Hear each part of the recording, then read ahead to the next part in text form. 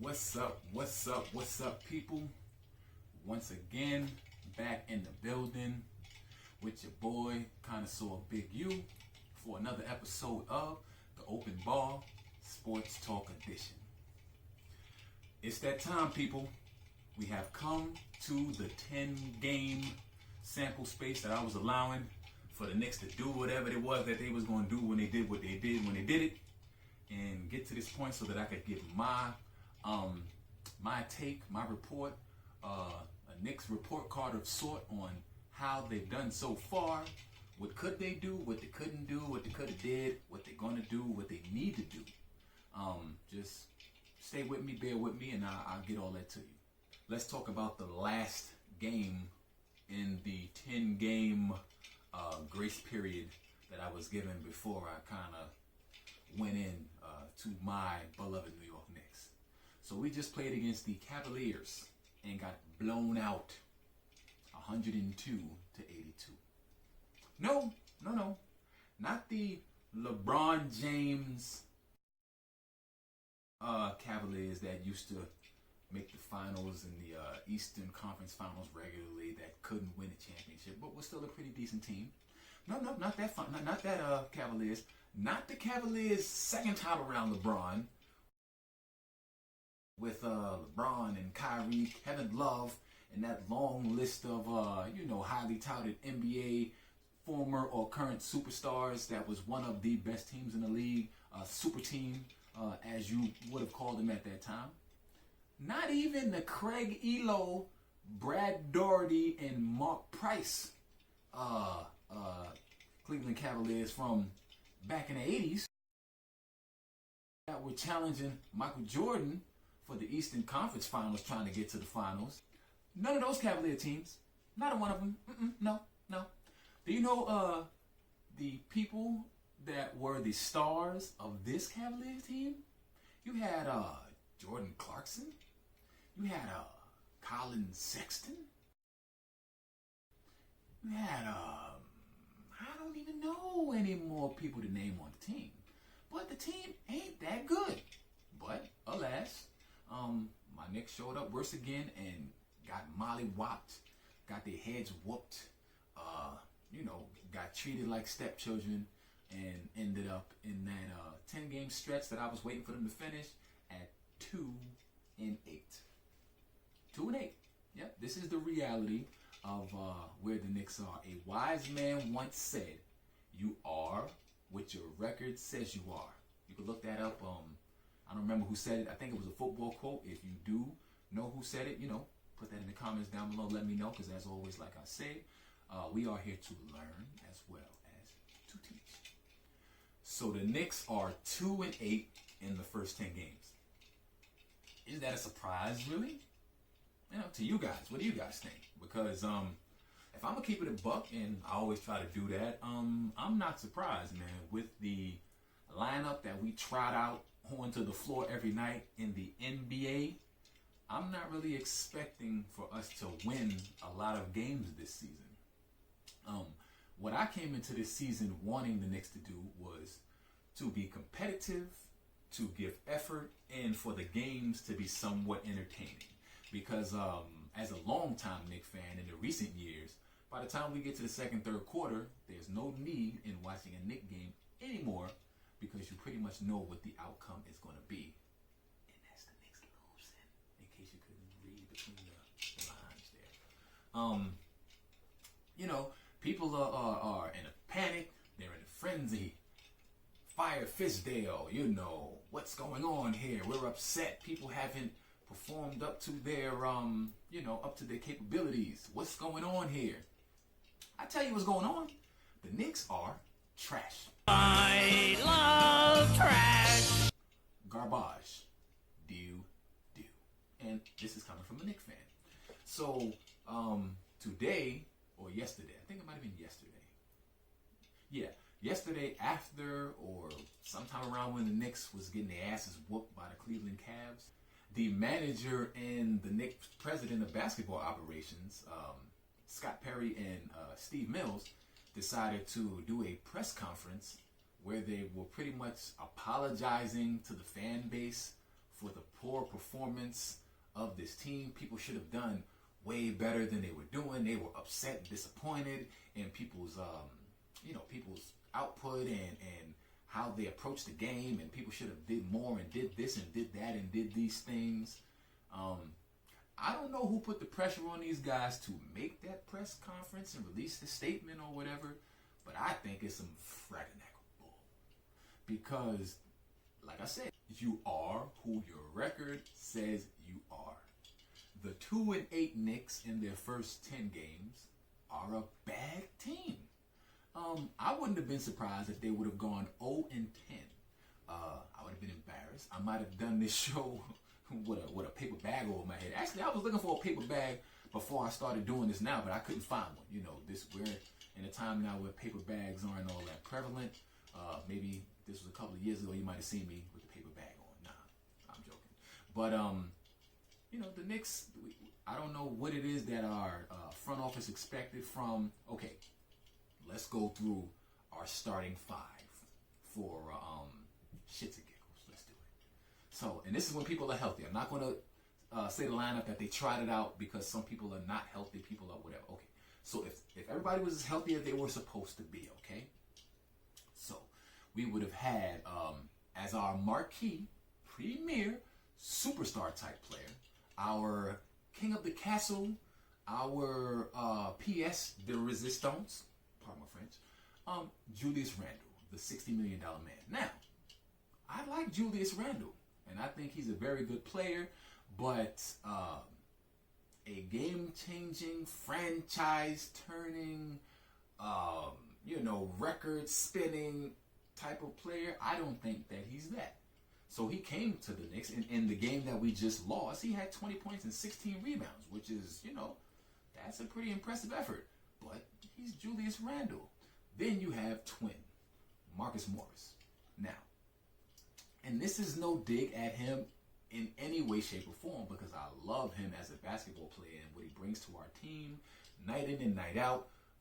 Tough, hard-nosed play. He don't take shit from nobody. He sticks up for his team and his teammates and defends the Garden and all that is New York. He wears that jersey proudly, and he comes to work every day with a hard hat on. But he's Marcus Morris, man. I can't remember a year in his career when he's been asked to be the centerpiece of any team. To be the second option or first option at times. That's ridiculous. Then we have, if he was healthy at the center, we would have had Mitchell Robinson. Young Mitch Robinson. Pretty impressive. High ceiling, right? But as a starting big on a team where a player like Dwight Howard is a bench player, where you got the Valanciunases and Marc Gasol is a bench player, and you got the young, you got a bunch of players that are big guys that are way better than he is, that are not featured anywhere and are not getting major minutes or doing anything major on any team, and to expect him to come out and to do these types of things for the Knicks is kind of unreasonable. Then in the shooting guard and point guard positions, you can mix and match any two people that you want, but let's pretend that Dennis Smith Jr. was healthy in mind and in spirit and body, and he was playing major minutes and playing the way that we know that Dennis Smith Jr. could play. Say he was to start at that shooting guard position. Then we would have him there, and then R.J. Barrett, or have him start at the point and R.J. Barrett at the shooting guard, or you would mix up Elfrid Payton, all these guys. That starting five that I just went through is not a starting five that would have people licking their chops and thinking, as they looked at their Knicks program, oh yeah, we're going to win a bunch of games. Like, we are what we present ourselves to be. The team that we have, those guys are going out there, they're playing, they're doing the best that they can, but up against teams that have stockpiled themselves with talent from front to back end, the Knicks are not really able to compete right now, especially in the fact that this team has just been thrown together. So you got an under-talented team. I don't know if that's a word, but the Jack Daniels is telling me that it is. We've got an under-talented or a talent, not talentless, because we do have talent, but a team that is not as talented as other teams in the league right now, playing as hard as they could, coached by a new coach. It's not like this coach has been coaching this team for many years, and that they're used to his system and how he runs things and how he does things, and they're just out there in his system feeling comfortable. They're learning a new system. They're learning each other as new players, and then they aren't the most talented bunch compared to other starting fives in the NBA. They're not the most talented bunch of players that you could have put together. So I just don't see what all of the hoopla and all of the, shock and disdain and, oh my God, the Knicks are not good. I don't see where that's coming from. So even though I don't think that the Knicks are very good at all, the thing about basketball and the reason why they don't just chalk up victories to the teams that are stacked with talent and then, heap up losses on the teams that are deficient in the talent area is because you got to play those games, man. And when you play those games, you're going to get chances to steal games here, win a game here that you shouldn't, or, take one there that you shouldn't have, or lose games that you should have possibly won because you got to take the court and you got to execute. So with that being said, I think that with the Knicks, if we could just shore up some areas, we might be able to pluck a couple of games away from some of these teams especially the teams that aren't as good as other teams that we face. So recently I did a video where we beat the Dallas Mavericks. How do we do that? So they played hard-nosed defense all night long. Team defense, they got after it. They out-rebounded these guys. They were physical. So these are things that the Knicks need to hang their hat on. They need to be physical. They need to play defense. They need to get up and down the floor. I said that we're not a great three-point shooting team, so do not fall in love with that shot. And as we haven't done in years and years and years on the New York Knicks, defend that three-point shot. So if we do those things, we can put ourselves in a position that at the end of some of these games with these lesser teams, we'd still be in the game, and we might be able to pull one out in the end. So, just with watching the games that we've had in this first 2-8 stretch that we've gone, there were a couple of more games that we could have probably plucked away from the other team if we would have shot our free throws better, got back on defense, took better shots, played through plays to the end as a team and pretty much buckled down and just played basketball. So those are the types of things that I think that with the talent that we have, because we can't transform our roster because the season has already started, we're 10 games in, and what could we do? There's not going to be any major change to what we have. But what we can do is start chiseling down at the deficits that we have. The places where we have weakness, start chiseling away at those because we're 28th in the league in assists. We're last in field goal percentage. And we are last in offensive efficiency. So things like that to just start doing things that will chip away in those areas. So with field goal percentage, take better shots. I did a video before where I was talking about how Wayne Ellington was falling in love with his jump shot and that Julius Randle was falling in love with a three-pointer, and different players were, taking bad shots. Just take better shots. That would help the Knicks out. Play defense consistently every possession. We got a bunch of guys, and from front to back, there's not a lot of difference in the amount of talent that we have. We do have a couple of players that, in years to come will probably be great players. They aren't great right now. So what we can do is all of the players that we have, throw them at the other team, and everybody come out and give effort. And, at the end of the game, we'd be surprised at how many of these games we'd be in, where we could win these games just by because people don't want to play hard anymore. This NBA is all glamour, glitz, three-pointers, dunks, fancy moves. Nobody wants any contact. Nobody wants to be physical. Nobody wants to work hard. So if you go out there and get your Patrick Beverly on, get your Rook. The Rook is out there playing his heart out every game, it seems. And if the rest of the guys, and by the Rook I'm talking about R.J. Barrett, if the rest of the guys would buy into how he's playing, Frank Ntilikina, not the most talented player on the team, but as far as coming out and competing every game, every possession, he has that, down to a science. And he may not be the best offensive player in the world, but as far as effort is concerned, which is what would get us a long way, he gets an A+ in my book in that regard. So those are some things that the Knicks can do to, increase their possibility of winning some more games. I'm not guaranteeing, I'm not saying we're going to make the playoffs. I'm not saying we're going to win 30 games. I know that we are pretty bad, but by doing those things, we could go from being pretty bad to pretty bad, but damn, they won a couple of games. And speaking about my rook, RJ Barrett, started out really, really solid as far as his efficiency, things that he was doing, being able to get to the places where he was effective and do the things for the team that they needed him to do to put us in a better position to win these games. So what we're seeing recently is his field goal percentage is way down. His output period, his rebounds, assists, all of these numbers are going down. And then that leaves us to wonder, is he feeling the weight of playing in New York? The weight of the Garden, the fans, the hecklers, the people that turn on you just like that. Where last game, if he had 15 points and 9 rebounds and, 4 assists, they were like, oh, the Rook is great. He's this, he's that. But this game, if he shoots like he did, he shot 4 of 11 from the field, and he may have 9 points and not so many assists and not as many rebounds. They're like, this guy's a bum. Trade him, get him out of here. Is that weighing on him? Is that making him feel pressure while he's in the game so that he's operating and he's not loose? Because he needs to be loose. He needs to just play basketball. RJ Barrett definitely has the tools, and he just needs to be himself, and everything will be okay. Trust me, Rook, I promise you.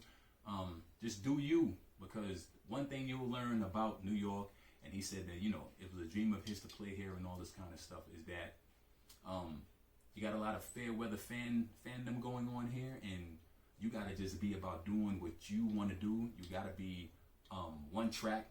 You got to be focused, and you got to just do what you want to do. And he said that's be one of the best to ever do it, and I think that he has the tools to possibly do that. So lock in, Rook, and do your thing. Okay, so that's leading us to the new segment that I added to the show, the Who's Hot and Who's Not on the New York Knicks. Okay, so in this segment, kind of weird because this will probably be the first, I don't know if it'll be the last time that this is going to be the case, but my hot and not player of the game is the same person. How, would you ask? Because if somebody's could it be that they're not? But I'll tell you how. Okay, so the hot and not player of the game for the New York Knicks last game was Alonzo Trier. Yes, ISO Zoe. Now, he was 5 for 5 from the field, 3 for 3 from three-point line, and scored 13 points in about 15 minutes or so. So, if you look at those numbers, you'd be like, not only was he hot, that boy was on fire. He was smoking, he was NBA jams. He's on fire. But what it seems to do each time he has a game like this is that the Knicks get blown out. So, he's the hot player of the game, but the way that he cools off the team whenever he's hot is why I had to give him the not player of the game. And I don't know what that is. I don't know if it's that his style of basketball. Maybe he's freezing the ball because, like I said, we are 28th or 29th in the league in assists. So we're not moving the ball as it is. And if he's stopping the ball to score and has people standing stagnant, all that does is make it easier for the defense to defend your team. And that bodes bad for a team that doesn't have a real offense, that has a brand new coach and is trying to figure out what they're doing on that end of the floor. So they probably can't run a play, run a set motion to ISO this or do that to get a score. What they're counting on is playing good defense or moving the ball around and getting the defense out of position so that they can make a play.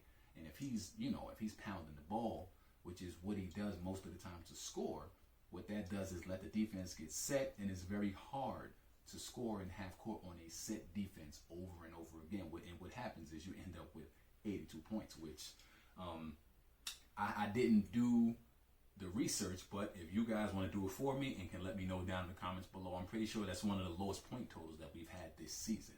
So this guy shoots 100%, super hot, and that makes his team lose by 20 and score 82 points, super cold. And is it a direct, connection of the two? I don't know. We'll never know, but it seems like whenever he does really well, the team seems to do very bad. So Alonzo Trier, Isozo, is our hot and not player of the game. And no knock on him because he's just playing how he plays. But does the coaching staff need to look into that and then try to utilize him a little differently for possibly a different outcome? You know, just a little something I'm putting up there in the sky. They might want to snatch it down. They might want to leave it there. So the official report card, and this is not going to be some in-depth way I'm giving you, you know, the usage stats and the point on efficiency and this and that. I'm not doing all that. I love scotch. Scotchy, scotch, scotch. Here it goes down into my belly. So I broke it down into a few simple categories that I'm going to rate the Knicks on. And then if you guys have different ratings, I want to tell me something different, because what it does is spell out kind of why we are where we are. So on offense, I give our team a D. And this is in a scoring system, just like school, where I'm going A being the best score, and you can give an A+ or something like that, to an F being the worst score. The only score worse than a D, which I gave them on their offense, is an F. Because it seems most of the time that if we score, it is by happenstance. Broken plays are our best friend right now, and our offense doesn't look like we really have one. So, I don't know what sets they're supposed to be running, but when I'm watching these games, it looks like they're not running anything. You know, they might pass the ball to somebody will make a quick, good move or something like that, and then shoot the ball, or maybe pass to somebody else for them to go one-on-one and make a quick move. I don't see any, you know, motion without the ball. I don't see anybody setting screens, people getting open, backdoor. I don't see any of that stuff going on for the Knicks. So I'm giving their offense a D. Not very good at all. Now, their defense overall. Their defense, I'm giving a C, which is, you know, if this was school, C is not a failing grade. So it's probably the most promising area as a team that they do have, because even though, like in the last game, they lost 102-82, they're not giving up a wealth of points. You know, they're not giving up 120, 130 points. I'm seeing some scores when I'm looking in the box scores of some of these games. I think the Phoenix Suns scored like 138 last game. So the Knicks are keeping people in the 100 to 110 point range, which is not great.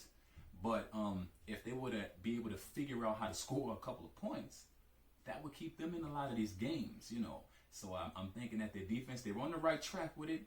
Having Mitchell Robinson back would help, because he is a great rim protector. And then Ntilikina, his energy is contagious, and it seems to get everybody else on the team involved when he's on the court. When he's playing defense, it seems like more people are apt to play defense than when he's not on that court. So I think they need to tap into that and then pretty much stake their claim on the defensive end, trying to create turnovers and get out in the open floor, and then just being aggressive. Because all of the finesse, and, you know, we're not there yet with the system that Coach Fizdale has put in place. I don't know exactly how they're going to look, you know, 20 games from now, but in these first 10 games where they're just trying to figure everything out, like I said, it doesn't look like they're running much of anything on offense. So defense is where it looks like they're going to have to hang their hat, which is what I was saying since the beginning should have been the case. So hopefully they're checking these videos out. I don't know if somebody has Fizdale or Mills or Perry or maybe even Jim Dolan. If somebody has their information, send this video straight up to the top and get them, you know, into the know of what they need to be doing with that team that they have, because it seems like that they don't have a clue to some extent. So that gets on to the next area that I graded the team on. So offense and defense, and then the last area that I was giving a grade was coaching. And this is where Coach Fizdale would receive his grade, and I give the coaching a C-. Okay, so a C- is not a failing grade, but it's just passing. And the reason why I would give Fizdale that grade is because if he would have had the full array of players that he was supposed to start with, then, you know, maybe I could have graded him more harshly and then even if he did, though, like I said, with talent-wise, we did not have a team that would have won a bunch of games, but I might have expected him to use different players in different situations, you know, and I could have graded him on that. But as it stands, Dennis Smith Jr. is still out from some family situation that he had. Reggie Bullock started out the season out and is still out, also going through some family situation, and I think he has a shoulder issue. Mitchell Robinson, we lost due to concussion protocol. So we're down a few players, and we haven't had a full allotment of players probably in most of these games for him to be able to start moving people around and figuring out how it would go. The reason, though, I didn't give him a better score is because, A, we suck. The record 2-8, that's not good. And B, there were some games and some situations where some of the lineups that he would put on the floor would have me shaking my head like, what the hell, like having RJ Barrett as the point guard, or even having Julius Randle or Marcus Morris bringing up the ball. You smoke crack, don't you? In situations where I'm like, why? When he had Frank Ntilikina there, or Elfrid Payton, when him too. Elfrid Payton is out right now, so he doesn't have a full assortment of players, but some of the decisions that he's made in some clutch situations, I kind of question those. But again, if he did have a healthy team, then I will be able to more harshly judge the decisions that he's made, because I'm sure some of them have come from the depleted roster and having to do things in areas where he said, okay, I'm going to save this guy for this. I'm moving this guy over here, trying to preserve this guy, so I'm not going to be harsh on him. Maybe I'll do another video after the next 10 games, see where we are after 20, and then really lay into what I think should be going on, because after 20 games, even a team that's not that good, they should be more comfortable with playing with each other. They should have an idea of, what's this guy's sweet spot? Where does he like to get the ball? This dude gets beat left usually, so I need to be on that side, things of that nature. They need to be learning those things. They need to be getting those cues from their teammates and then working and moving off of those. So we'll see moving forward what the Knicks look like. But again, we are not a good team, people. So that brings us to the end, which is the opposite of the beginning, which is where we started. So now we're here at the end. Where do we end? With Carmelo Anthony. Okay, so after 10 games, the New York Knickerbockers are 2-8. Roster depleted, needing for a spark or an insertion of leadership or courage or backbone or something. Where do you look for that? How about to a player that has been through the same situation with the same team before, that is not currently playing on any NBA team, and is a potential Hall of Famer down the line, and is from New York, and also is named Carmelo Anthony? Is that too much? Did I narrow it too much with the last one with the Carmelo Anthony thing? Yeah.